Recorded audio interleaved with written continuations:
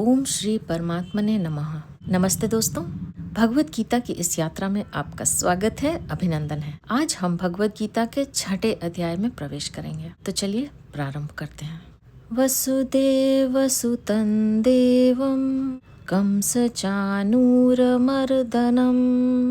देवकी परमानन्दं कृष्णं वन्दे जगद्गुरुम्। अथ श्रीमद्भगवद्गीता षष्ठोऽध्यायः। अवतरणिका।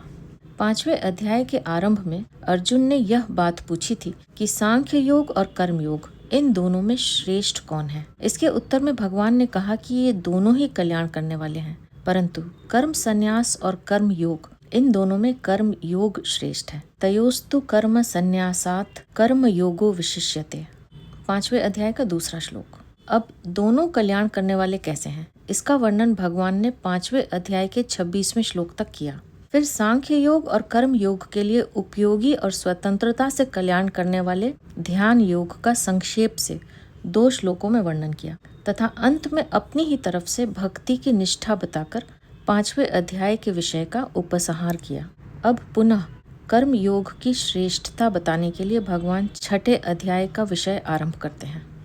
श्री भगवान उवाच अनाश्रितः कर्म फलं कार्यं कर्म करोति यः स सन्न्यासी च योगी च न निरग्निर्न चाक्रियः। श्री भगवान बोले, कर्म फल का आश्रय न लेकर जो कर्तव्य कर्म करता है वही सन्यासी तथा योगी है, और केवल अग्नि का त्याग करने वाला सन्यासी नहीं होता तथा केवल क्रियाओं का त्याग करने वाला योगी नहीं होता। अनाश्रितः कर्म फलम, इन पदों का आशय यह प्रतीत होता है कि मनुष्य को किसी उत्पत्ति विनाशशील वस्तु, व्यक्ति, घटना, परिस्थिति, क्रिया आदि का आश्रय नहीं रखना चाहिए, कारण कि यह जीव स्वयं परमात्मा का अंश होने से नित्य निरंतर रहने वाला है, और वह जिन वस्तु, व्यक्ति आदि का आश्रय लेता है वे उत्पत्ति विनाशशील तथा प्रतिक्षण परिवर्तित होने वाले हैं। वे तो परिवर्तनशील होने के कारण नष्ट हो जाते हैं, और यह जीव रीता का रीता रह जाता है। केवल रीता ही नहीं रहता, प्रत्युत उनके राग को पकड़े रहता है। जब तक यह उनके राग को पकड़े रहता है तब तक इसका कल्याण नहीं होता, अर्थात वह राग उसके ऊंच नीच योनियों में जन्म लेने का कारण बन जाता है। गीता 13वें अध्याय का 21वां श्लोक। अगर यह उस राग का त्याग कर दे तो यह स्वतः मुक्त हो जाएगा। वास्तव में यह स्वतः मुक्त है ही, केवल राग के कारण उस मुक्ति का अनुभव नहीं होता। अतः भगवान कहते हैं कि मनुष्य कर्म फल का आश्रय न रखकर कर्तव्य कर्म करे। कर्म फल के आश्रय का त्याग करने वाला तो नैष्ठिकी शांति को प्राप्त होता है, पर कर्म फल का आश्रय रखने वाला बंध जाता है। गीता 5वें अध्याय का 12वां श्लोक। स्थूल, सूक्ष्म और कारण, ये तीनों शरीर कर्म फल हैं। इन तीनों में से किसी का भी आश्रय न लेकर इनको सबके हित में लगाना चाहिए। जैसे स्थूल शरीर से क्रियाओं और पदार्थों को संसार का ही मानकर उनका उपयोग संसार की सेवा यानी हित में करें। सूक्ष्म शरीर से दूसरों का हित कैसे हो, सब सुखी कैसे हो, सबका उद्धार कैसे हो, ऐसा चिंतन करें। और कारण शरीर से होने वाली स्थिरता यानी समाधि का भी फल संसार के हित के लिए अर्पण करें, कारण कि ये तीनों शरीर अपने यानी व्यक्तिगत नहीं है और अपने लिए भी नहीं है, प्रत्युत संसार के और संसार की सेवा के लिए ही है। इन तीनों की संसार के साथ अभिन्नता है और अपने स्वरूप के साथ भिन्नता है। इस तरह इन तीनों का आश्रय न लेना ही कर्म फल का आश्रय न लेना है, और इन तीनों से केवल संसार के हित के लिए कर्म करना ही कर्तव्य कर्म करना है। आश्रय न लेने का तात्पर्य हुआ कि साधन रूप से तो शरीर आदि को दूसरों के हित के लिए काम में लेना है, पर स्वयं उनका आश्रय नहीं लेना है, अर्थात उनको अपना और अपने लिए नहीं मानना है, कारण कि मनुष्य जन्म में शरीर आदि का महत्व नहीं है, प्रत्युत शरीर आदि के द्वारा किए जाने वाले साधन का महत्व है। अतः संसार से मिली हुई चीज संसार को दे दें, संसार की सेवा में लगा दें तो हम सन्यासी हो गए, और मिली हुई चीज में अपनापन छोड़ दें तो हम त्यागी हो गए। अब प्रश्न उठता है कि कर्म फल का आश्रय न लेकर कर्तव्य कर्म करने से क्या होगा। तो इसका उत्तर यह है कि अपने लिए कर्म न करने से नई आसक्ति तो बनेगी नहीं, और केवल दूसरों के हित के लिए कर्म करने से पुरानी आसक्ति मिट जाएगी तथा कर्म करने का वेग भी मिट जाएगा। इस प्रकार आसक्ति के सर्वथा मिटने से मुक्ति स्वतः सिद्ध है। उत्पत्ति विनाशशील वस्तुओं को पकड़ने का नाम बंधन है और उनसे छूटने का नाम मुक्ति है। उन उत्पत्ति विनाशशील वस्तुओं से छूटने का उपाय है उनका आश्रय न लेना, अर्थात उनके साथ ममता न करना और अपने जीवन को उनके आश्रित न मानना। कार्यम कर्म करोति यह, कर्तव्य कर्म का नाम कार्य है। कार्य और कर्तव्य ये दोनों शब्द पर्यायवाची हैं। कर्तव्य कर्म उसे कहते हैं जिसको हम सुख पूर्वक कर सकते हैं, जिसको अवश्य करना चाहिए और जिसका त्याग कभी नहीं करना चाहिए। कार्यम कर्म अर्थात कर्तव्य कर्म असंभव तो होता ही नहीं, कठिन भी नहीं होता। जिसको करना नहीं चाहिए वह कर्तव्य कर्म होता ही नहीं, वह तो अकर्तव्य यानी अकार्य होता है। वह अकर्तव्य भी दो तरह का होता है, एक जिसको हम कर नहीं सकते अर्थात जो हमारी सामर्थ्य के बाहर है, और दूसरा जिसको करना नहीं चाहिए अर्थात जो शास्त्र और लोक मर्यादा के विरुद्ध है। ऐसे अकर्तव्य को कभी भी करना नहीं चाहिए। तात्पर्य यह हुआ कि कर्म फल का आश्रय न लेकर शास्त्र विहित और लोक मर्यादा के अनुसार प्राप्त कर्तव्य कर्म को निष्काम भाव से दूसरों के हित के लिए ही करना चाहिए। कर्म दो प्रकार से किए जाते हैं, कर्म फल की प्राप्ति के लिए और कर्म तथा उसके फल की आसक्ति मिटाने के लिए। यहाँ कर्म और उसके फल की आसक्ति मिटाने के लिए ही प्रेरणा की गई है।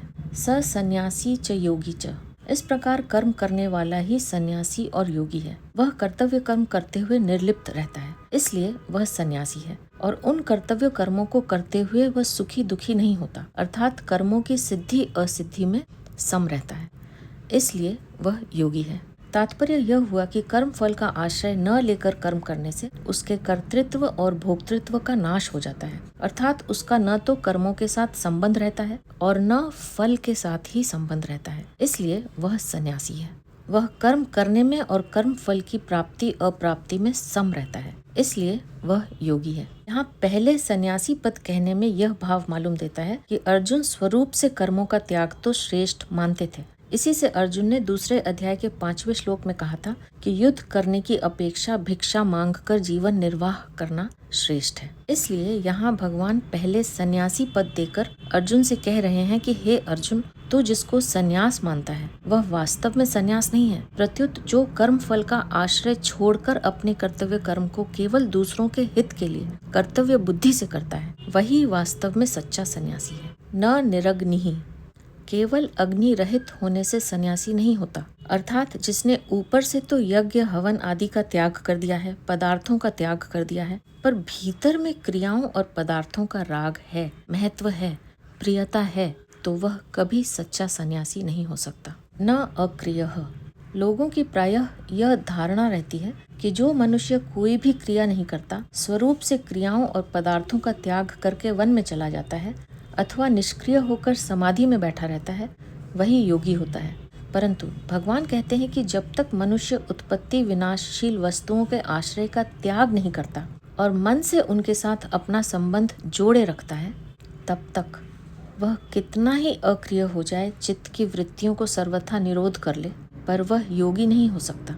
हाँ, चित्त की वृत्तियों का सर्वथा निरोध होने से उसको तरह तरह की सिद्धियां प्राप्त हो सकती हैं, पर कल्याण नहीं हो सकता। तात्पर्य यह हुआ कि केवल बाहर से अक्रिय होने मात्र से कोई योगी नहीं होता। योगी वह होता है जो उत्पत्ति विनाशशील वस्तुओं यानी कर्म फल का आश्रय न रखकर कर्तव्य कर्म करता है। मनुष्यों में कर्म करने का एक वेग रहता है, जिसको कर्म योग की विधि से कर्म करके ही मिटाया जा सकता है, अन्यथा वह शांत नहीं होता। प्रायः यह देखा गया है कि जो साधक संपूर्ण क्रियाओं से उपरत होकर एकांत में रहकर जप ध्यान आदि साधन करते हैं, ऐसे एकांत प्रिय अच्छे अच्छे साधकों में भी लोगों का उद्धार करने की प्रवृत्ति बड़े जोर से पैदा हो जाती है और वे एकांत में रहकर साधन करना छोड़कर लोगों के उद्धार की क्रियाओं में लग जाते हैं। सकाम भाव से अर्थात अपने लिए कर्म करने से कर्म करने का वेग बढ़ता है। वह वेग तभी शांत होता है जब साधक अपने लिए कभी किंचित मात्र भी कोई कर्म नहीं करता प्रत्युत संपूर्ण कर्म केवल लोक हितार्थ ही करता है। इस तरह केवल निष्काम भाव से दूसरों के लिए कर्म करने से कर्म करने का वेग शांत हो जाता है और समता की प्राप्ति हो जाती है। समता की प्राप्ति होने पर समरूप परमात्म तत्व का अनुभव हो जाता है। यहाँ विशेष बात यह है कि शरीर संसार में अहमता ममता करना कर्म का फल नहीं है। यह अहमता ममता तो मनुष्य की मानी हुई है, अतः यह बदलती रहती है। जैसे मनुष्य कभी गृहस्थ होता है तो वह अपने को मानता है कि मैं गृहस्थ हूँ, और वही जब साधु हो जाता है तब अपने को मानता है कि मैं साधु हूँ, अर्थात उसकी मैं गृहस्थ हूँ यह अहमता मिट जाती है। ऐसे ही यह वस्तु मेरी है, इस प्रकार मनुष्य की उस वस्तु में ममता रहती है, और वही वस्तु जब दूसरे को दे देता है तब उस वस्तु में ममता नहीं रहती। इससे यह सिद्ध हुआ कि अहमता ममता मानी हुई है, वास्तविक नहीं है। अगर वह वास्तविक होती तो कभी मिटती नहीं। ना भावो विद्यते सतः, और अगर मिटती तो वह वास्तविक नहीं होती। ना सतो विद्यते भावः, गीता 2 अध्याय का 16वां श्लोक। अहमता ममता का जो आधार है, आश्रय है, वह तो साक्षात परमात्मा का अंश है। उसका कभी अभाव नहीं होता। उसकी सब जगह व्यापक परमात्मा के साथ एकता है। उसमें अहमता ममता की गंध भी नहीं है। अहमता ममता तो प्राकृत पदार्थों के साथ तादात्म्य करने से प्रतीत होती है। तादात्म्य करने और न करने में मनुष्य स्वतंत्र है। जैसे मैं गृहस्थ हूँ, मैं साधु हूँ, ऐसा मानने में, और वस्तु मेरी है, वस्तु मेरी नहीं है, ऐसा मानने में, अर्थात अहमता ममता का संबंध जोड़ने में और छोड़ने में मनुष्य स्वतंत्र और समर्थ है। इसमें यह पराधीन और असमर्थ नहीं है, क्योंकि शरीर आदि के साथ संबंध स्वयं चेतन ने जोड़ा है, शरीर तथा संसार ने नहीं। अतः जिसको जोड़ना आता है उसको तोड़ना भी आता है। संबंध जोड़ने की अपेक्षा तोड़ना सुगम है। जैसे मनुष्य बाल्य अवस्था में मैं बालक हूँ और युवा अवस्था में मैं जवान हूँ ऐसा मानता है, इसी तरह वह बाल्य अवस्था में खिलौने मेरे हैं ऐसा मानता है, और युवा अवस्था में रुपए पैसे मेरे हैं ऐसा मानता है। इस प्रकार मनुष्य को बाल्य अवस्था आदि के साथ और खिलौने आदि के साथ खुद संबंध जोड़ना पड़ता है, परंतु इनके साथ संबंध को तोड़ना नहीं पड़ता। प्रत्युत संबंध स्वतः टूटता चला जाता है। तात्पर्य है कि बाल्य अवस्था आदि की अहमता शरीर के रहने अथवा न रहने पर निर्भर नहीं करती, प्रत्युत स्वयं की मान्यता पर निर्भर करती है। ऐसे ही खिलौने आदि की ममता वस्तु के रहने अथवा न रहने पर निर्भर नहीं करती, प्रत्युत मान्यता पर निर्भर करती है। इसलिए कर्म फल यानी शरीर वस्तु आदि के रहते हुए भी उसका आश्रय सुगमता पूर्वक छूट सकता है। स्वयं नित्य है और शरीर संसार अनित्य है। नित्य के साथ अनित्य का संबंध रह नहीं सकता, परंतु जब स्वयं अहमता ममता को पकड़ लेता है तब अहमता ममता भी नित्य दिखने लग जाती है। फिर उसको छोड़ना कठिन मालूम देता है, क्योंकि उसने नित्य स्वरूप में अनित्य अहमता ममता यानी मैं और मेरापन का आरोप कर लिया। वास्तव में देखा जाए तो शरीर के साथ अपना संबंध माना हुआ है नहीं, कारण कि शरीर प्रकाश्य है और स्वयं यानी स्वरूप प्रकाशक है। शरीर एक देशीय है और स्वरूप सर्वदेशीय अथवा देशातीत है। शरीर जड़ है और स्वरूप चेतन है। शरीर ज्ञेय है और स्वरूप ज्ञाता है। स्वरूप का यह ज्ञातापन भी शरीर की दृष्टि से ही है। अगर शरीर की दृष्टि हटा दी जाए तो स्वरूप ज्ञातृत्व रहित चिन्ह मात्र है, अर्थात केवल चित्त रूप से रहता है। उस चित्त मात्र स्वरूप में मैं और मेरापन नहीं है। उसमें अहमता ममता का अत्यंत अभाव है, अर्थात केवल चिति रूप से रहता है। उस चिति मात्र स्वरूप में मैं और मेरापन नहीं है। उसमें अहमता ममता का अत्यंत अभाव है। वह चिति मात्र ब्रह्म स्वरूप है, और ब्रह्म में मैं और मेरापन कभी हुआ नहीं, है नहीं और हो सकता भी नहीं। यहाँ परिशिष्ट भाव यह है कि चींटी से लेकर ब्रह्मलोक तक संपूर्ण संसार कर्म फल है। संसार का स्वरूप है वस्तु, व्यक्ति और क्रिया। वस्तु मात्र की प्राप्ति और अप्राप्ति होती है, व्यक्ति मात्र का संयोग और वियोग होता है तथा क्रिया मात्र का आरंभ और अंत होता है। जो वस्तु, व्यक्ति और क्रिया तीनों के आश्रय का त्याग करके प्राप्त कर्तव्य का पालन करता है, वही सच्चा सन्यासी तथा योगी है। जो कर्म फल का त्याग न करके केवल अग्नि का त्याग करता है, वह सच्चा सन्यासी नहीं है, और जो केवल क्रियाओं का त्याग करता है वह सच्चा योगी नहीं है। कारण कि मनुष्य कर्म फल से बंधता है, अग्नि से अथवा क्रियाओं से नहीं। 3 अध्याय के 3 श्लोक में भगवान ने 2 निष्ठाएं बताई थी, सांख्य निष्ठा यानी सांख्य योग और योग निष्ठा यानी कर्म योग। फिर 5वें अध्याय के चौथे 5वें श्लोक में भगवान ने सांख्य योग और कर्म योग दोनों को एक फल वाला बताया। अब यहाँ भगवान उसी भाव को लेकर कहते हैं कि जिसने कर्म फल का त्याग कर दिया है वही सच्चा सांख्य योगी और कर्म योगी है। तात्पर्य है कि चित्त वृत्तियों का निरोध करने मात्र से कोई योगी नहीं होता। योगी तभी होता है जब वह कर्म फल का त्याग कर देता है। कारण कि जब तक कर्म फल की चाहना है तब तक वृत्ति निरोध करने से सिद्धियों की प्राप्ति तो हो सकती है पर कल्याण नहीं हो सकता। श्लोक में कहा गया कि जो सन्यासी है वही योगी है, पर इनका एकत्व किसमें है, इसका वर्णन भगवान आगे के श्लोक में करते हैं।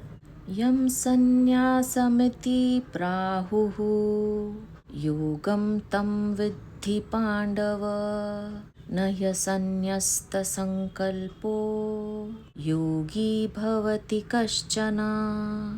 श्री भगवान बोले, हे अर्जुन, लोग जिसको सन्यास ऐसा कहते हैं उसको ही तुम योग समझो, क्योंकि संकल्पों का त्याग किए बिना मनुष्य कोई सा भी योगी नहीं हो सकता। यम सन्यासमिति प्राहुः योगम तम विद्धि पांडव।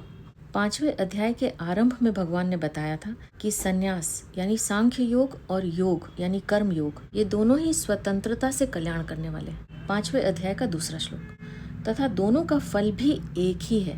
5वें अध्याय का 5वां श्लोक, अर्थात सन्यास और योग दो नहीं है, एक ही है। वही बात भगवान यहाँ कहते हैं कि जैसे सन्यासी सर्वथा त्यागी होता है ऐसे ही कर्म योगी भी सर्वथा त्यागी होता है। 18वें अध्याय के 9वें श्लोक में भगवान ने कहा है कि फल और आसक्ति का सर्वथा त्याग करके जो नियत कर्तव्य कर्म केवल कर्तव्य मात्र समझ कर किया जाता है वह सात्विक त्याग है, जिससे पदार्थों और क्रियाओं से सर्वथा संबंध विच्छेद हो जाता है और मनुष्य त्यागी अर्थात योगी हो जाता है। इसी तरह सन्यासी भी कर्तृत्व अभिमान का त्यागी होता है, अतः दोनों ही त्यागी हैं। तात्पर्य है कि योगी और सन्यासी में कोई भेद नहीं है। भेद न रहने से ही भगवान ने 5वें अध्याय के 3रे श्लोक में कहा है कि राग द्वेष का त्याग करने वाला योगी सन्यासी ही है।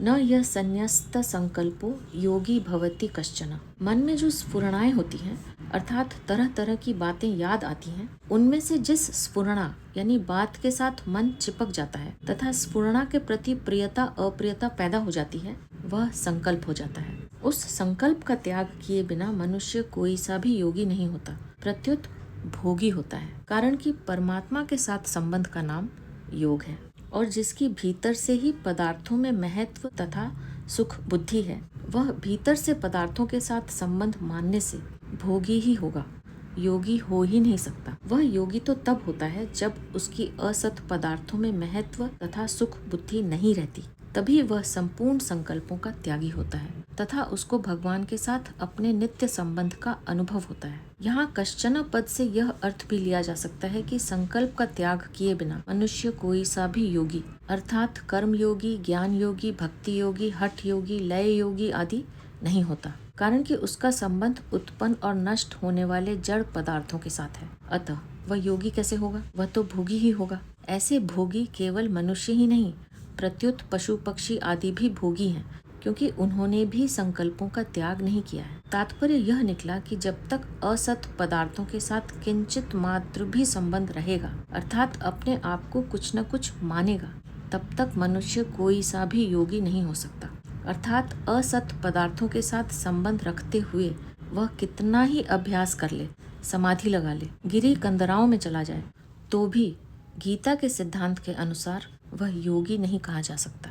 ऐसे तो संन्यास और योग की साधना अलग अलग है, पर संकल्पों के त्याग में दोनों साधन एक हैं। श्लोक में जिस योग की प्रशंसा की गई है उस योग की प्राप्ति का उपाय भगवान आगे के श्लोक में बताते हैं। आरूरोक्षर मुनेर्योगम कर्म कारणमुच्यते योगारूढ़स्य तस्यैव शमः कारणमुच्यते। श्री भगवान बोले, जो योग यानी समता में आरूढ़ होना चाहता है ऐसे योगी के लिए कर्तव्य कर्म करना कारण कहा गया है। उसी योगारूढ़ मनुष्य का शम यानी शांति परमात्म प्राप्ति में कारण कहा गया है। आरूरोक्षर मुनेर योगम कर्म कारणम उच्यते। जो योग यानी समता में आरूढ़ होना चाहता है ऐसे मननशील योगी के लिए योगारूढ़ होने में निष्काम भाव से कर्तव्य कर्म करना कारण है। तात्पर्य है कि करने का वेग मिटाने में प्राप्त कर्तव्य कर्म करना कारण है। क्योंकि कोई भी व्यक्ति जन्मा है, पला है और जीवित है तो उसका जीवन दूसरों की सहायता के बिना चल ही नहीं सकता। उसके पास शरीर, इंद्रियां, मन, बुद्धि और अहम तक कोई ऐसी चीज नहीं है जो प्रकृति की न हो। इसलिए जब तक वह इन प्राकृत चीजों को संसार की सेवा में नहीं लगाता तब तक वह योगारूढ़ नहीं हो सकता, अर्थात समता में स्थित नहीं हो सकता। क्योंकि प्राकृत वस्तु मात्र की संसार के साथ एकता है, अपने साथ एकता है ही नहीं। प्राकृत पदार्थों में जो अपनापन दिखता है उसका तात्पर्य है कि उनको दूसरों की सेवा में लगाने का दायित्व हम पर है। अतः उन सबको दूसरों की सेवा में लगाने का भाव होने से संपूर्ण क्रियाओं का प्रवाह संसार की तरफ हो जाएगा और स्वयं योगारूढ़ हो जाएगा। यही बात भगवान ने दूसरी जगह अन्वय व्यतिरेक रीति से कही है कि यज्ञ के लिए अर्थात दूसरों के हित के लिए कर्म करने वालों के संपूर्ण कर्म लीन हो जाते हैं, अर्थात किंचित मात्र भी बंधन कारक नहीं होते। गीता 4 अध्याय का 23वां श्लोक। और यज्ञ से अन्यत्र अर्थात अपने लिए किए गए कर्म बंधन कारक होते हैं। गीता 3 अध्याय का 9वां श्लोक। अब प्रश्न उठता है कि योगारूढ़ होने में कर्म कारण क्यों है?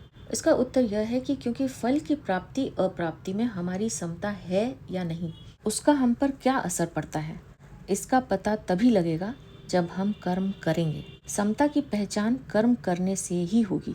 तात्पर्य है कि कर्म करते हुए यदि हमारे में समता रही, राग द्वेष नहीं हुए, तब तो ठीक है, क्योंकि वह कर्म योग में कारण हो गया।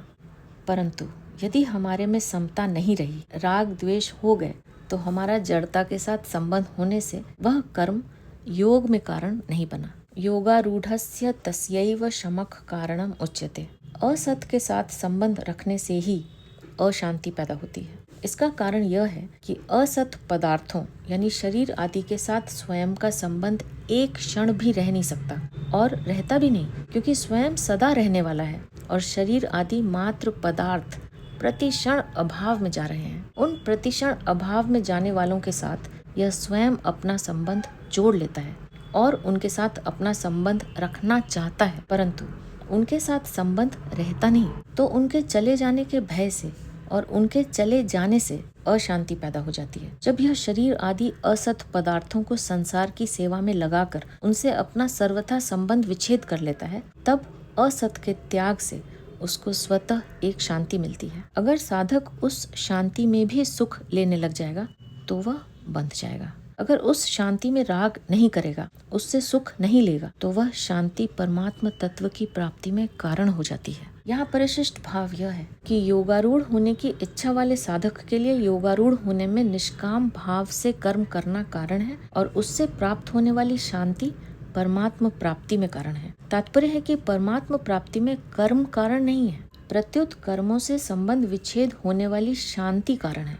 यह शांति साधन है, सिद्धि नहीं। विवेक पूर्वक कर्म करने से ही कर्मों का राग यानी वेग मिटता है, क्योंकि राग मिटाने की शक्ति कर्म में नहीं है, प्रत्युत विवेक में है। जिसकी योगारूढ़ होने की लालसा है वह सब कर्म विवेक पूर्वक ही करता है। विवेक तब विकसित होता है जब साधक कामना की पूर्ति में परतंत्रता का और अपूर्ति में अभाव का अनुभव करता है। परतंत्रता और अभाव को कोई नहीं चाहता, जबकि कामना करने से ये दोनों ही नहीं छूटते।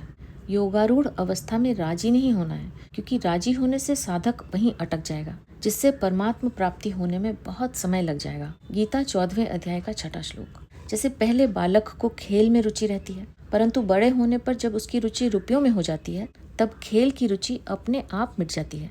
ऐसे ही जब तक परमात्मा प्राप्ति का अनुभव नहीं हुआ है, तब तक उस शांति में रुचि रहती है, अर्थात शांति बहुत बढ़िया मालूम देती है, परंतु उस शांति का उपभोग न किया जाए, उससे उपराम हो जाए, तो उसकी रुचि अपने आप मिट जाती है और बहुत जल्दी परमात्मा प्राप्ति का अनुभव हो जाता है। योगारूढ़ होने में कर्म करना कारण है, अर्थात निस्वार्थ भाव से दूसरों के हित के लिए कर्म करते करते जब सबका विराग हो जाता है, तब साधक योगारूढ़ हो जाता है। कर्मों की समाप्ति हो जाती है और योग नित्य रहता है। कर्मी यानी भोगी भी कर्म करता है और कर्म योगी भी कर्म करता है, पर उन दोनों के उद्देश्य में बड़ा भारी अंतर रहता है।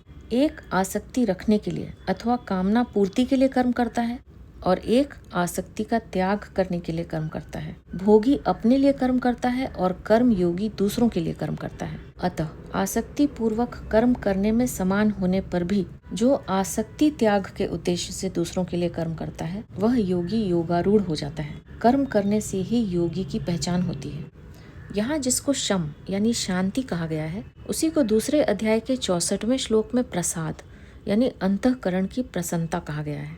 इस शांति में रमण न करने से निर्वाण परमा शांति की प्राप्ति होती है। गीता 6ठे अध्याय का 15वां श्लोक। त्याग से शांति मिलती है। गीता 12वें अध्याय का 12वां श्लोक। शांति में रमण न करने से अखंड रस यानी तत्व ज्ञान मिलता है और अखंड रस में भी संतोष न करने से अनंत रस यानी परम प्रेम मिलता है। योगारूढ़ कौन होता है? इसका उत्तर भगवान आगे के श्लोक में देते हैं। यदा हिनेन्द्रियार्थेषु न कर्म स्वनुषज्जते सर्वसंकल्प सन्यासी योगारूढ़स्तदोच्यते। श्री भगवान बोले, कारण कि जिस समय न इंद्रियों के भोग में तथा न कर्मों में ही आसक्त होता है, उस समय वह संपूर्ण संकल्पों का त्यागी मनुष्य योगारूढ़ कहा जाता है। यदा हिनेन्द्रियार्थेषु अनुषज्जते।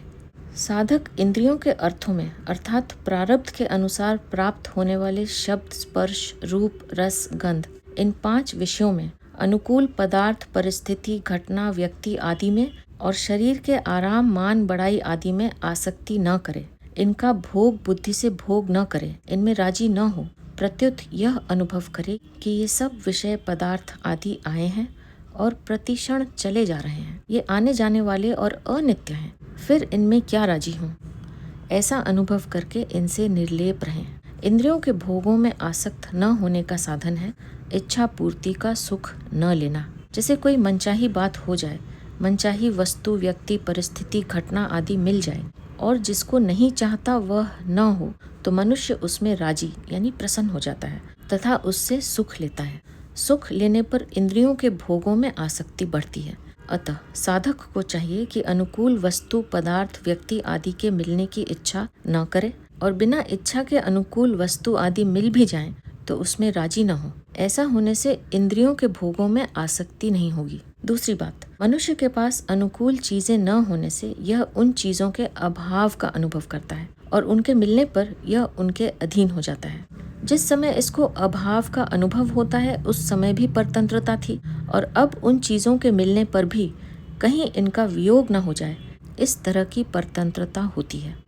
अतः वस्तु के न मिलने और मिलने में फर्क इतना ही रहा कि वस्तु के न मिलने से तो वस्तु की परतंत्रता का अनुभव होता था, पर वस्तु के मिलने पर परतंत्रता का अनुभव नहीं होता। प्रत्युत उसमें मनुष्य को स्वतंत्रता दिखती है और उसको धोखा होता है।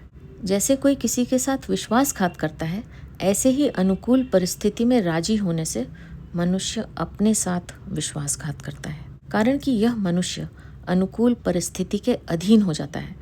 भोग भोगते भोगते इसका स्वभाव बिगड़ जाता है और बार बार सुख भोगने की कामना होने लगती है। यह सुख भोग की कामना ही इसके जन्म मरण का कारण बन जाती है। तात्पर्य यह हुआ कि अनुकूलता की इच्छा करना, आशा करना और अनुकूल विषय आदि में राजी होना, यह संपूर्ण अनर्थों का मूल है। इससे कोई सा भी अनर्थ, पाप बाकी नहीं रहता। अगर इसका त्याग कर दिया जाए तो मनुष्य योगारूढ़ हो जाता है। तीसरी बात, हमारे पास निर्वाह मात्र के सिवाय जितनी अनुकूल भोग्य वस्तुएं हैं वे अपनी नहीं हैं। वे किसकी हैं इसका हमें पता नहीं है, परंतु जब कोई अभावग्रस्त प्राणी मिल जाए तो उस सामग्री को उसी की समझकर उसके अर्पण कर देनी चाहिए। यह आपकी ही है ऐसा उसे कहना नहीं है और उसे देकर ऐसा मानना चाहिए कि निर्वाह से अतिरिक्त अधिक जो वस्तुएं मेरे पास पड़ी थी उस ऋण से मैं मुक्त हो गया हूँ। तात्पर्य है कि निर्वाह से अतिरिक्त वस्तुओं को अपनी और अपने लिए न मानने से मनुष्य की भोगों में आसक्ति नहीं होती। न कर्म स्वनुषज्जते। जैसे इंद्रियों के अर्थ में आसक्ति नहीं होनी चाहिए, ऐसे ही कर्मों में भी आसक्ति नहीं होनी चाहिए। अर्थात क्रियामाण कर्मों की पूर्ति अपूर्ति में और उन कर्मों की तत्कालिक फल की प्राप्ति अप्राप्ति में भी आसक्ति नहीं होनी चाहिए, कारण कि कर्म करने में भी एक राग होता है। कर्म ठीक तरह से हो जाता है तो उससे एक सुख मिलता है और कर्म ठीक तरह से नहीं होता तो मन में एक दुख होता है। यह सुख दुख का होना कर्म की आसक्ति है। अतः साधक कर्म तो विधि पूर्वक और तत्परता से करे, पर उसमें आसक्त न होकर सावधानी पूर्वक निर्लिप्त रहे कि ये तो आने जाने वाले हैं और हम नित्य निरंतर रहने वाले हैं। अतः इनके होने न होने में, आने जाने में हमारे में क्या फर्क पड़ता है। अब प्रश्न उठता है कि कर्मों में आसक्ति होने की पहचान क्या है। इसका उत्तर यह है कि अगर क्रियमाण यानी वर्तमान में किए जाने वाले कर्मों की पूर्ति अपूर्ति में और उनसे मिलने वाली तत्कालिक फल की प्राप्ति अप्राप्ति में मनुष्य निर्विकार नहीं रहता, प्रत्युत उसके अंतःकरण में हर्ष शोक आदि विकार होते हैं, तो समझना चाहिए कि उसकी कर्मों में और उनके तत्कालिक फल में आसक्ति रह गई है। इंद्रियों के अर्थों में और कर्मों में आसक्त न होने का तात्पर्य यह हुआ कि स्वयं यानी स्वरूप चिन्मय परमात्मा का अंश होने से नित्य अपरिवर्तनशील है और पदार्थ तथा क्रियाएं प्रकृति का कार्य होने से नित्य निरंतर बदलते रहते हैं। परंतु जब स्वयं उन परिवर्तनशील पदार्थों और क्रियाओं में आसक्त हो जाता है, तब यह उनके अधीन हो जाता है और बार बार जन्म मरण रूप महान दुखों का अनुभव करता है। उन पदार्थों और क्रियाओं से अर्थात प्रकृति से सर्वथा मुक्त होने के लिए भगवान ने दो विभाग बताए हैं कि न तो इंद्रियों के अर्थों में अर्थात पदार्थों में आसक्ति करें और न कर्मों में यानी क्रियाओं में आसक्ति करें। ऐसा करने पर मनुष्य योगारूढ़ हो जाता है। यहाँ एक बात समझने की है कि क्रियाओं में प्रियता प्रायः फल को लेकर ही होती है, और फल क्या होता है? फल होता है इंद्रियों के भोग। अतः इंद्रियों के भोगों की आसक्ति सर्वथा मिट जाए तो क्रियाओं की आसक्ति भी मिट जाती है। फिर भी भगवान ने क्रियाओं की आसक्ति मिटाने की बात अलग क्यों कही? इसका कारण यह है कि क्रियाओं में भी एक स्वतंत्र आसक्ति होती है। फलेच्छा न होने पर भी मनुष्यों में एक करने का वेग होता है। यह वेग ही क्रियाओं की आसक्ति है, जिसके कारण मनुष्य से बिना कुछ किए रहा नहीं जाता। वह कुछ न कुछ काम करता ही रहता है। यह आसक्ति मिटती है केवल दूसरों के लिए कर्म करने से अथवा भगवान के लिए कर्म करने से। इसलिए भगवान ने 12वें अध्याय में पहले अभ्यास योग बताया, परंतु भीतर में करने का वेग होने से अभ्यास में मन नहीं लगता। अतः करने का वेग मिटाने के लिए 10वें श्लोक में बताया कि साधक मेरे लिए ही कर्म करे। 12वें अध्याय का 10वां श्लोक। तात्पर्य है कि पारमार्थिक अभ्यास आदि करने में जिसका मन नहीं लगता और भीतर में कर्म करने का वेग पड़ा है, तो वह भक्ति योग का साधक केवल भगवान के लिए ही कर्म करे। इससे उसकी आसक्ति मिट जाएगी। ऐसे ही कर्म योग का साधक केवल संसार के हित के लिए ही कर्म करे तो उसका करने का वेग मिट जाएगा। जैसे कर्म करने की आसक्ति होती है, ऐसे ही कर्म न करने की भी आसक्ति होती है। कर्म न करने की आसक्ति भी नहीं होनी चाहिए, क्योंकि कर्म न करने की आसक्ति आलस्य और प्रमाद पैदा करती है, जो कि तामसी वृत्ति है, और कर्म करने की आसक्ति व्यर्थ चेष्टाओं में लगाती है, जो कि राजसी वृत्ति है। वह योगारूढ़ कितने दिनों में, कितने महीनों में अथवा कितने वर्षों में होगा, इसके लिए भगवान यदा और तदा पद देकर बताते हैं कि जिस काल में मनुष्य इंद्रियों के अर्थों में और क्रियाओं में सर्वथा आसक्ति रहित हो जाता है, तभी वह योगारूढ़ हो जाता है। जैसे किसी ने यह निश्चय कर लिया कि मैं आज से कभी इच्छा पूर्ति का सुख नहीं लूंगा, अगर वह अपने इस निश्चय प्रतिज्ञा पर दृढ़ रहे तो वह आज ही योगारूढ़ हो जाएगा। इस बात को बताने के लिए ही भगवान ने यदा और तदा पदों के साथ ही पद दिया है। पदार्थों और क्रियाओं में आसक्ति करने और न करने में भगवान ने मनुष्य मात्र को स्वतंत्रता दी है कि तुम साक्षात मेरे अंश हो और ये पदार्थ और क्रियाएं प्रकृति जन्य हैं। इनमें पदार्थ भी उत्पन्न और नष्ट होने वाले हैं तथा क्रियाओं का भी आरंभ और अंत होने वाला है। अतः ये नित्य रहने वाले नहीं हैं और तुम नित्य रहने वाले हो। तुम नित्य होकर भी अनित्य में फंस जाते हो, अनित्य में आसक्ति प्रियता कर लेते हो। इससे तुम्हारे हाथ कुछ नहीं लगता, केवल दुख ही दुख पाते रहते हो। अतः तुम आज से ही यह विचार कर लो कि हम लोग पदार्थों और क्रियाओं में सुख नहीं लेंगे, तो तुम लोग आज ही योगारूढ़ हो जाओगे। अर्थात समता तुम्हारे घर की चीज है, समता तुम्हारा स्वरूप है और स्वरूप सत है। सत का कभी अभाव नहीं होता और असत का कभी भाव नहीं होता।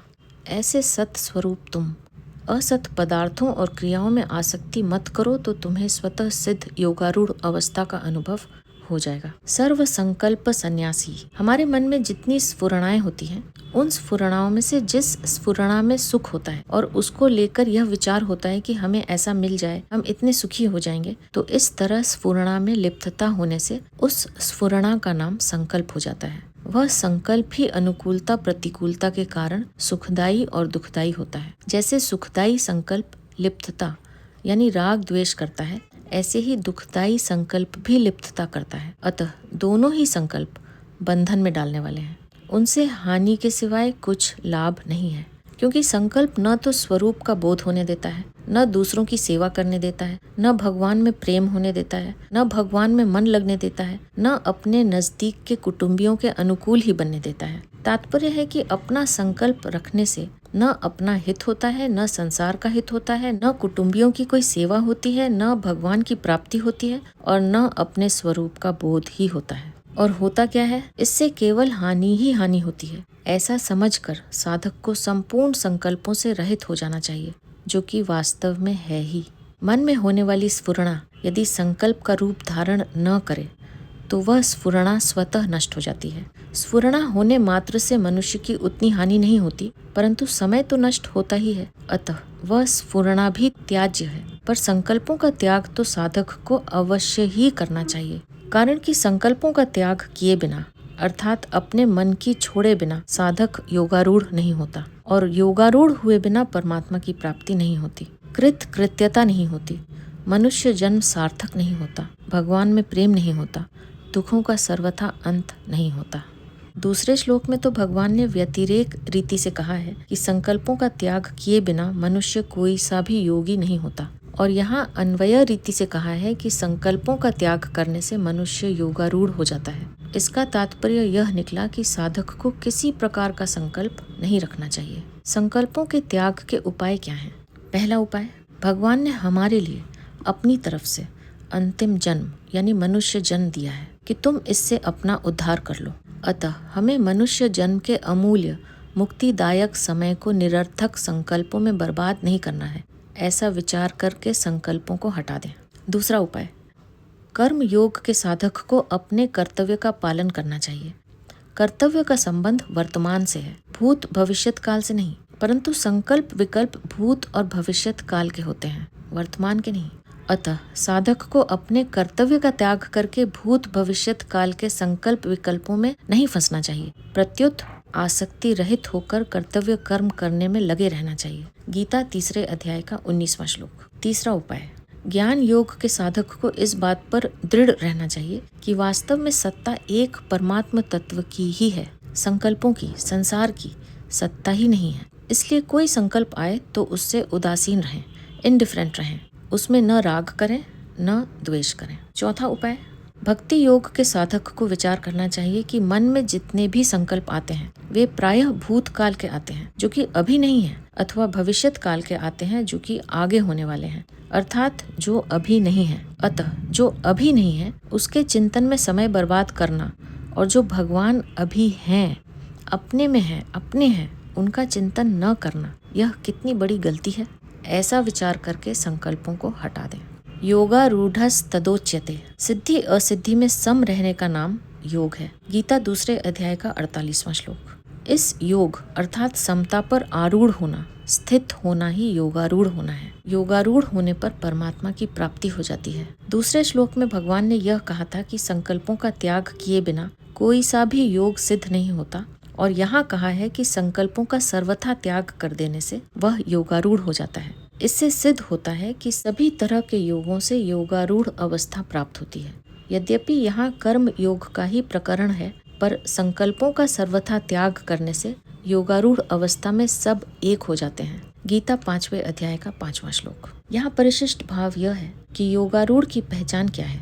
इसके लिए यहाँ 3 बातें आई हैं। पहली बात, पदार्थों यानी वस्तुओं तथा व्यक्तियों में आसक्त न होना। दूसरी बात, क्रियाओं में आसक्ति न होना। और तीसरी बात, संपूर्ण संकल्पों का अर्थात मन चाही का त्याग होना। तात्पर्य है कि इंद्रियों के भोगों में और क्रियाओं में आसक्ति न हो, तथा भीतर से यह आग्रह भी न हो कि ऐसा होना चाहिए और ऐसा नहीं होना चाहिए। जिसकी न तो पदार्थों में आसक्ति है और न पदार्थों के अभाव में आसक्ति है, न क्रियाओं में आसक्ति है और न क्रियाओं के अभाव में आसक्ति है, तथा न कोई संकल्प है, वह योगारूढ़ है। तात्पर्य है कि पदार्थ मिले या न मिले, व्यक्ति मिले या न मिले, क्रिया हो या न हो, इसका कोई आग्रह नहीं होना चाहिए। गीता 3 अध्याय का 18वां श्लोक। साधक को विचार करना चाहिए कि ऐसी कौन सी वस्तु है जो सदा हमारे पास रहेगी और हम सदा उसके पास रहेंगे। ऐसा कौन सा व्यक्ति है जो सदा हमारे साथ रहेगा और हम सदा उसके साथ रहेंगे। ऐसी कौन सी क्रिया है जिसको हम सदा करते रहेंगे और जो सदा हमसे होती रहेगी। सदा के लिए हमारे साथ न कोई वस्तु रहेगी, न कोई व्यक्ति रहेगा और न कोई क्रिया रहेगी। एक दिन हमें वस्तु, व्यक्ति और क्रिया से रहित होना ही पड़ेगा। अगर हम वर्तमान में ही उनके वियोग को स्वीकार कर लें, उनसे असंग हो जाएं, तो जीवन मुक्ति स्वतः सिद्ध है। तात्पर्य है कि वस्तु, व्यक्ति और क्रिया का संयोग तो अनित्य है, पर वियोग नित्य है। नित्य को स्वीकार करने से नित्य तत्व की प्राप्ति हो जाती है और कोई अभाव शेष नहीं रहता। इंद्रियों के भोगों में और कर्मों में आसक्ति न होने का अर्थ है कामना रहित और कर्तृत्व रहित होना। इंद्रियों के भोगों में, पदार्थों में आसक्ति न हो तो साधक कामना रहित हो जाता है और क्रियाओं में आसक्ति न हो तो कर्तृत्व रहित हो जाता है। कामना रहित और कर्तृत्व रहित होने पर स्वरूप में स्वतः स्थिति हो जाती है। वास्तव में स्थिति होती नहीं, प्रत्युत स्थिति है, परंतु कामना रहित और कर्तृत्व रहित न होने से इसका अनुभव नहीं होता। कामना और कर्तृत्व का अभाव होने पर स्वरूप में स्वतः सिद्ध स्थिति का अनुभव हो जाता है। जैसे लिखने के समय लेखनी को काम में लेते हैं और लिखना पूरा होते ही लेखनी को ज्यों का त्यों रख देते हैं, ऐसे ही साधक कार्य करते समय शरीर को काम में ले और कार्य पूरा होते ही उसको ज्यों का त्यों रख दे, अर्थात उससे असंग हो जाए। तो प्रत्येक क्रिया के बाद उसकी योग यानी समता में स्थिति होगी। अगर क्रिया से सर्वथा संबंध विच्छेद हो जाए तो वह योगारूढ़ हो जाएगा। क्रिया यानी भोग और पदार्थ यानी ऐश्वर्य की आसक्ति से पतन होता है। गीता 2 अध्याय का 44वां श्लोक। इसलिए न तो क्रिया में आसक्ति हो और न फल में ही आसक्ति हो। गीता 2 अध्याय का 47वां और 5वें अध्याय का 12वां श्लोक। संकल्प जन्य सुख का भोग भी न हो, अर्थात संकल्प पूर्ति का सुख भी न लें। यहाँ तक कि अपनी मुक्ति का भी संकल्प न हो, क्योंकि मुक्ति के संकल्प से बंधन की सत्ता दृढ़ होती है। अतः कोई भी संकल्प न रखकर उदासीन रहें, इंडिफरेंट रहें, न्यूट्रल रहें। श्लोक में भगवान ने योगारूढ़ मनुष्य के लक्षण बताते हुए यदा और तदा पद से योगारूढ़ होने में अर्थात अपना उद्धार करने में मनुष्य को स्वतंत्र बताया। अब आगे के श्लोक में भगवान मनुष्य मात्र को अपना उद्धार करने की प्रेरणा करते हैं। उद्धरेदात्मनात्मानं नात्मानम् अवसादयेत् आत्मैव ह्यात्मनो बन्धुः आत्मैव रिपुरात्मनः। श्री भगवान बोले, अपने द्वारा अपना उद्धार करें, अपना पतन न करें, क्योंकि आप ही अपना मित्र है और आप ही अपना शत्रु है। उद्धरेदात्मनात्मानम्, अपने आप से अपना उद्धार करें। इसका तात्पर्य है कि शरीर, इंद्रियां, मन, बुद्धि, प्राण आदि से अपने आप को ऊंचा उठाएं। अपने स्वरूप से जो एक देशीय मैंपन दिखता है, उससे भी अपने को ऊंचा उठाएं। कारण कि शरीर, इंद्रियां आदि और मैंपन सब प्रकृति के कार्य हैं, अपना स्वरूप नहीं है। जो अपना स्वरूप नहीं है उससे अपने को ऊंचा उठाएं। अपना स्वरूप परमात्मा के साथ एक है और शरीर, इंद्रियां आदि तथा मैंपन प्रकृति के साथ एक है। अगर यह अपना उद्धार करने में, अपने को ऊंचा उठाने में शरीर, इंद्रियां, मन, बुद्धि आदि की सहायता मानेगा, इनका सहारा लेगा, तो फिर जड़ता का त्याग कैसे होगा? क्योंकि जड़ वस्तुओं से संबंध मानना, उनकी आवश्यकता समझना, उनका सहारा लेना ही खास बंधन है। जो अपने हैं, अपने में है, अभी हैं और यहाँ हैं, ऐसे परमात्मा की प्राप्ति के लिए शरीर, इंद्रियां, मन, बुद्धि की आवश्यकता नहीं है। कारण कि असत के द्वारा सत की प्राप्ति नहीं होती, प्रत्युत असत के त्याग से सत की प्राप्ति होती है। दूसरा भाव अभी पूर्व श्लोक में आया है कि प्राकृत पदार्थ, क्रिया और संकल्प में आसक्त न हो, उनमें फंसे नहीं, प्रत्युत उनसे अपने आप को ऊपर उठाएं। यह सबका प्रत्यक्ष अनुभव है कि पदार्थ, क्रिया और संकल्प का आरंभ तथा अंत होता है, उनका संयोग तथा वियोग होता है, पर अपने यानी स्वयं के अभाव का और परिवर्तन का अनुभव किसी को नहीं होता। स्वयं सदा एक रूप रहता है। अतः उत्पन्न और नष्ट होने वाले पदार्थ आदि में न फंसना, उनके अधीन न होना, उनसे निर्लिप्त रहना ही अपना उद्धार करना है। मनुष्य मात्र में एक ऐसी विचार शक्ति है जिसको काम में लाने से वह अपना उद्धार कर सकता है। ज्ञान योग का साधक उस विचार शक्ति से जड़ चेतन का अलगाव करके चेतन यानी अपने स्वरूप में स्थित हो जाता है और जड़ यानी शरीर संसार से संबंध विच्छेद कर लेता है। भक्ति योग का साधक उसी विचार शक्ति से मैं भगवान का हूँ और भगवान मेरे हैं, इस प्रकार भगवान से आत्मीयता करके अपना उद्धार कर लेता है। कर्म योग का साधक उसी विचार शक्ति से मिले हुए शरीर, इंद्रियां, मन, बुद्धि आदि पदार्थों को संसार का ही मानते हुए संसार की सेवा में लगाकर उन पदार्थों से संबंध विच्छेद कर लेता है और अपने स्वरूप में स्थित हो जाता है। इस दृष्टि से मनुष्य अपनी विचार शक्ति को काम में लेकर किसी भी योग मार्ग से अपना कल्याण कर सकता है। उद्धार संबंधी विशेष बात। विचार करना चाहिए कि मैं शरीर नहीं हूँ, क्योंकि शरीर बदलता रहता है और मैं वही रहता हूँ। यह शरीर मेरा भी नहीं है, क्योंकि शरीर पर मेरा वश नहीं चलता। अर्थात शरीर को मैं जैसा रखना चाहूँ वह वैसा नहीं रह सकता। जितने दिन रखना चाहूँ उतने दिन नहीं रह सकता। जैसा सबल बनाना चाहूँ वैसा बन नहीं सकता। यह शरीर मेरे लिए भी नहीं है, क्योंकि यदि यह मेरे लिए होता तो इसके मिलने पर मेरी कोई इच्छा बाकी नहीं रहती। दूसरी बात, यह शरीर परिवर्तनशील है और मैं अपरिवर्तनशील हूँ। और परिवर्तनशील अपरिवर्तनशील के काम कैसे आ सकता है? नहीं आ सकता।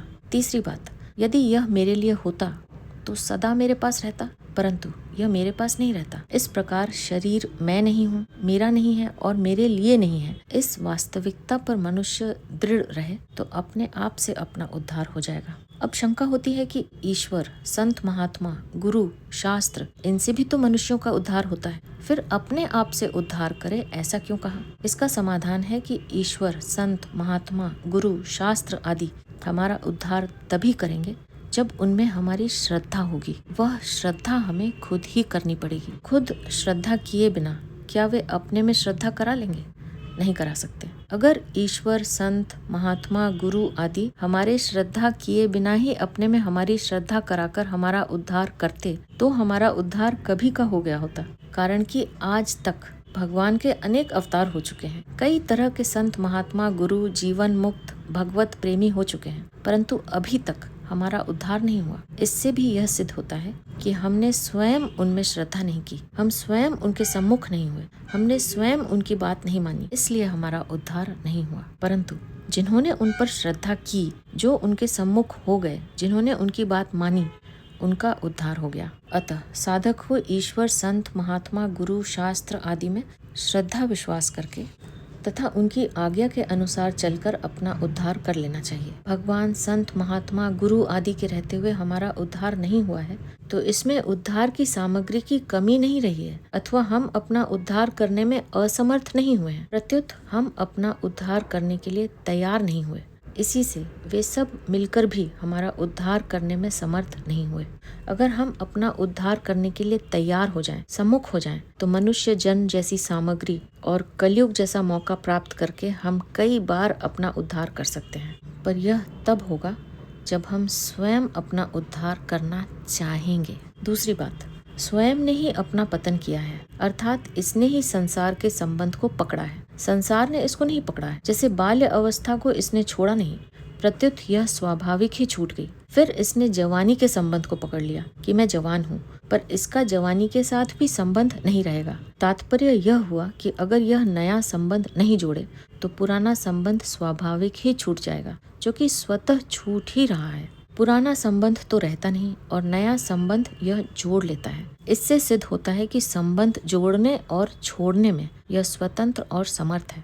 अगर यह नया संबंध न जोड़े तो अपना उद्धार आप ही कर सकता है। शरीर संसार के साथ जो संयोग यानी संबंध है, उसका प्रतिक्षण स्वतः वियोग हो रहा है। उस स्वतः होते वियोग को संयोग अवस्था में ही स्वीकार कर ले तो यह अपने आप से अपना उद्धार कर सकता है। नात्मानम अवसादयेत, यह अपने आप को पतन की तरफ न ले जाए। इसका तात्पर्य है कि परिवर्तनशील प्राकृत पदार्थों के साथ अपना संबंध न जोड़े, अर्थात उनको महत्व देकर उनका दास न बने, अपने को उनके अधीन न माने, अपने लिए उनकी आवश्यकता न समझे। जैसे किसी को धन मिला, पद मिला, अधिकार मिला तो उनके मिलने से यह अपने को बड़ा, श्रेष्ठ और स्वतंत्र मानता है। पर विचार करके देखें कि यह स्वयं बड़ा हुआ कि धन, पद, अधिकार बड़े हुए। स्वयं चेतन और एक रूप रहते हुए भी इन प्राकृत चीजों के पराधीन हो जाता है और अपना पतन कर लेता है। बड़े आश्चर्य की बात है कि इस पतन में भी यह अपना उत्थान मानता है और उनके अधीन होकर भी अपने आप को स्वाधीन मानता है। आत्मैव ह्यात मनो बंधुः, यह आप ही अपना बंधु है, अपने सिवाय और कोई बंधु है ही नहीं। अतः स्वयं को किसी की आवश्यकता नहीं है। इसको अपने उद्धार के लिए किसी योग्यता की आवश्यकता नहीं है। शरीर, इंद्रियां, मन, बुद्धि आदि की आवश्यकता नहीं है और किसी वस्तु, व्यक्ति, परिस्थिति आदि की भी आवश्यकता नहीं है। तात्पर्य है कि प्राकृत पदार्थ इसके साधक अथवा बाधक नहीं है। यह स्वयं ही अपना उद्धार कर सकता है। इसलिए यह स्वयं ही अपना बंधु, अपना मित्र है। हमारे जो सहायक हैं, रक्षक हैं, उद्धारक हैं, उनमें भी जब हम श्रद्धा भक्ति करेंगे, उनकी बात मानेंगे, तभी वे हमारे बंधु होंगे, सहायक आदि होंगे। अतः मूल में हम ही हमारे बंधु हैं, क्योंकि हमारे माने बिना, हमारे श्रद्धा विश्वास किए बिना वे हमारा उद्धार नहीं कर सकते। यह नियम है। आत्मैव रिपुरात्मनः, यह आप ही अपना शत्रु है। अर्थात जो अपने द्वारा अपने आप का उद्धार नहीं करता, वह अपने आप का शत्रु है। अपने सिवाय इसका कोई दूसरा शत्रु नहीं है। प्रकृति के कार्य, शरीर, इंद्रियां, मन, बुद्धि आदि भी इसका अपकार करने में समर्थ नहीं है। ये शरीर, इंद्रियां आदि जैसे इसका अपकार नहीं कर सकते, ऐसे ही इसका उपकार भी नहीं कर सकते। जब स्वयं उन शरीर आदि को अपना मान लेता है, तो यह स्वयं ही अपना शत्रु बन जाता है। तात्पर्य है कि उन प्राकृत पदार्थों से अपनेपन की स्वीकृति ही अपने साथ अपनी शत्रुता है। श्लोक के उत्तरार्ध में 2 बार एव पद देने का तात्पर्य है कि अपना मित्र और शत्रु आप ही है। दूसरा कोई मित्र और शत्रु हो ही नहीं सकता और होना संभव भी नहीं है। प्रकृति के कार्य के साथ किंचित मात्र भी संबंध न मानने से यह आप ही अपना मित्र है, और प्रकृति के कार्य के साथ किंचित मात्र भी संबंध मानने से यह आप ही अपना शत्रु है। यहाँ परिशिष्ट भाव यह है कि अपने उद्धार और पतन में मनुष्य स्वयं ही कारण होता है, दूसरा कोई नहीं। भगवान ने मनुष्य शरीर दिया है तो अपने कल्याण की सामग्री भी पूरी दी है, इसलिए अपने कल्याण के लिए दूसरे की आवश्यकता नहीं है। पतन भी दूसरा नहीं करता, जीव खुद ही गुणों का संग करके जन्म मरण में पड़ता है। गीता 13वें अध्याय का 21वां श्लोक। गुरु, संत और भगवान भी तभी उद्धार करते हैं जब मनुष्य स्वयं उन पर श्रद्धा विश्वास करता है, उनको स्वीकार करता है, उनके सम्मुख होता है, उनके शरण होता है, उनकी आज्ञा का पालन करता है। अगर मनुष्य उनको स्वीकार न करे तो वे कैसे उद्धार करेंगे? नहीं कर सकते। खुद शिष्य न बने तो गुरु क्या करेगा? जैसे दूसरा व्यक्ति भोजन तो दे देगा, पर भूख खुद की चाहिए। खुद की भूख न हो तो दूसरे के द्वारा दिया गया भोजन किस काम का? ऐसे ही खुद की लगन न हो तो गुरु का, संत महात्माओं का उपदेश किस काम का? गुरु, संत और भगवान का कभी अभाव नहीं होता। अनेक बड़े बड़े संत होते आए हैं, गुरु होते आए हैं, भगवान के अवतार होते आए हैं, पर अभी तक हमारा उद्धार नहीं हुआ है। तो इससे सिद्ध होता है कि हमने ही उनको स्वीकार नहीं किया। अतः अपने उद्धार और पतन में हम ही हेतु हैं। जो अपने उद्धार और पतन में दूसरे को हेतु मानता है, उसका उद्धार कभी हो ही नहीं सकता। वास्तविक दृष्टि से देखें तो भगवान भी विद्यमान है, गुरु भी विद्यमान है, तत्व ज्ञान भी विद्यमान है और अपने में योग्यता, सामर्थ्य भी विद्यमान है। केवल नाशवान सुख की आसक्ति से ही उनके प्रकट होने में बाधा लग रही है। नाशवान सुख की आसक्ति मिटाने की जिम्मेवारी साधक पर है, क्योंकि उसी ने आसक्ति की है। गुरु बनना और बनाना गीता का सिद्धांत नहीं है। मनुष्य आप ही अपना गुरु है, इसलिए उपदेश अपने को ही देना है। जब सब कुछ परमात्मा ही है, वासुदेवस सर्वम, तो फिर दूसरा गुरु कैसे बने और कौन किसको उपदेश दे? अतः उद्धरेदात मनात मानम का तात्पर्य है दूसरे में कमी न देखकर अपने में ही कमी देखे और उसको दूर करने की चेष्टा करे, अपने को ही उपदेश दे। आप ही अपना गुरु बने, आप ही अपना नेता बने और आप ही अपना शासक बने। आप दीपो भव। श्लोक में भगवान ने बताया कि यह स्वयं ही अपना मित्र है और स्वयं ही अपना शत्रु है। अतः स्वयं अपना मित्र और शत्रु कैसे है, इसका उत्तर भगवान आगे के श्लोक में देते हैं, अर्थात श्लोक के उत्तरार्ध की व्याख्या आगे के श्लोक में करते हैं, जिन्हें लेकर हम अपनी अगली प्रस्तुति में फिर उपस्थित होंगे। अब मैं आपसे आज्ञा लूंगी। आप अपना ध्यान रखिए, हमेशा खुश रहिए, मुस्कुराते रहिए। आपका बहुत बहुत धन्यवाद। ओम श्री परमात्मने नमः।